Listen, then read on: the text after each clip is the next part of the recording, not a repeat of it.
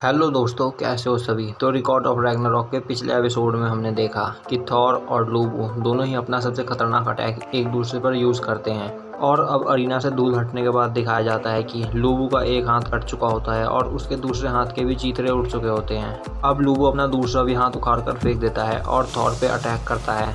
तभी थॉर लूबू पे अटैक कर लूबू का सर उड़ा देता है। तो अब एपिसोड 5 स्टार्ट करते हैं एक इंट्रो के बाद। And all I fucking know is I got my pros and wherever we're going, you know we own it. All I fucking know is I got my pros and wherever we're going, I put my pros before.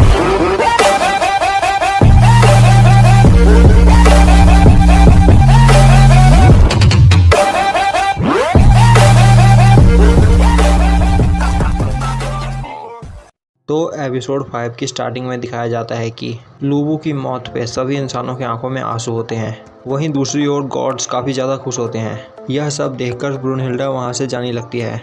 वहीं arena में Thor लूबू के body के पास खड़ा होता है। हेमडल Thor से बोलता है, सर एग्जिट इस तरफ है।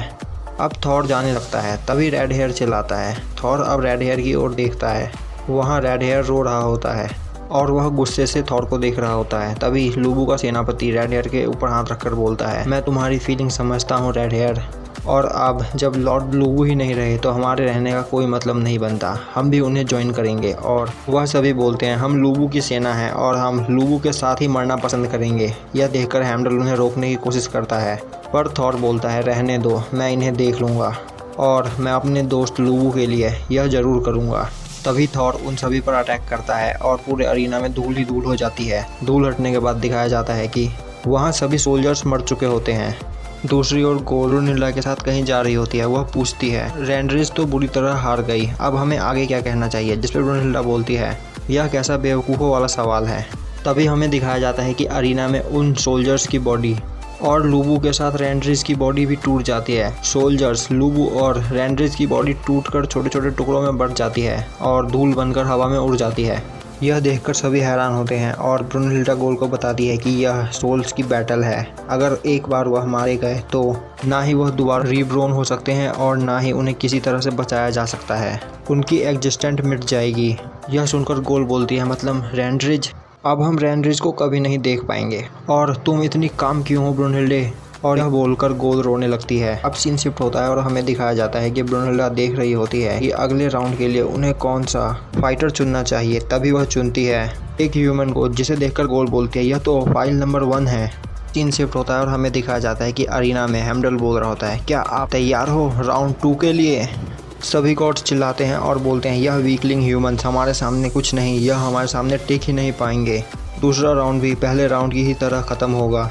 और अब हेमडल बोलता है, मैनकाइंड की अगली होप। और तभी अरीना का ग्राउंड खुलता है और उसमें से एक ब्लॉक निकलता है जो आसमान में ऊपर उड़ता ही चला जाता है और उस ब्लॉक के ऊपर बैठा होता है ह्यूमंस का सेकंड फाइटर।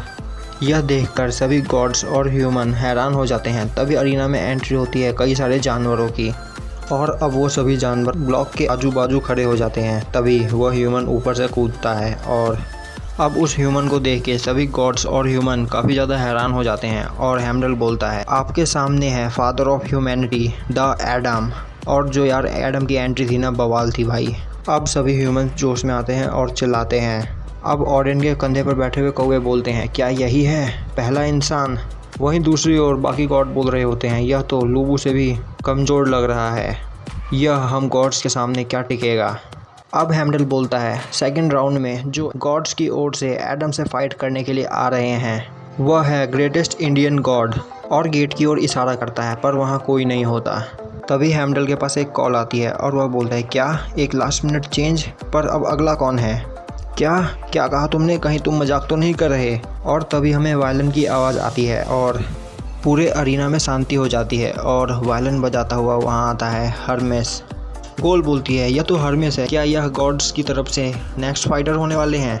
अब हेमडल बोलता है, असुविधा के लिए खेद है, पर अब हम अपने सेकंड राउंड के फाइटर्स को इंट्रोड्यूस करते हैं। ह्यूमंस की ओर से है यहाँ एडम और गॉड्स की ओर से यह मैन। वह हर्मेस की ओर इशारा करता है और तभी बोलता है, यह नहीं जो इनके पीछे है। और तभी हर्मेस के पीछे से ज्यूस आता है। यह देखकर गॉड्स और ह्यूमंस सभी हैरान हो जाते हैं। वहीं हर्मिस वायलिन बजा रहा होता है और वायलिन पे ज्यूस डांस कर रहा होता है। और अब ज्यूस हर्मिस से बोलता है मेलोडी चेंज करो। और हर्मिस अब दूसरी मेलोडी बजाता है और बोलता है मुझे हज़ारों साल हो गए इस मेलोडी को बजाए हुए, पर अब वक्त आ चुका है। यह देखकर सभी हैरान हो जाते हैं और ज्यूस वहाँ डांस कर रहा होता है। और अब सभी गॉड ज्यूस को GFOC कहकर चेयर करने लगते हैं। वहीं गोल ब्रूनहिल्डा से बोल रही होती है क्या तुम्हें कोई आइडिया है वहाँ क्या हो रहा है। और ज्यूस डांस करते हुए लेट जाता है और एकदम से ही वह मस्कुलर हो जाता है। अब ज्यूस उठकर खड़ा होता है और चारों ओर आसमान फायरवर्क्स होने लगते हैं। वहीं ह्यूमंस यह देखकर काफ़ी ज़्यादा हैरान होते हैं। और ब्रूनहिल्डा बोलती है मैंने इसकी उम्मीद नहीं की थी कि ज्यूस इतनी जल्दी फाइट करने के लिए आगे आएगा। आसमान में चारों ओर फायरवर्क्स हो रहे होते हैं। ज्यूस अपने स्टाइल में खड़ा होता है और ब्रूनहिल्डा काफ़ी ज़्यादा परेशान होती है। और यहीं पे हमारा एपिसोड ख़त्म हो जाता है। तो यार कमेंट करके बताओ कि यह वीडियो आपको कैसी लगी। अगर वीडियो अच्छी लगी हो तो लाइक करें, चैनल पर नए हो तो सब्सक्राइब करें और बेल नोटिफिकेशन को ऑल पे कर दें, जिससे हमारी आगे आने वाली वीडियोस आपसे मिस ना हो।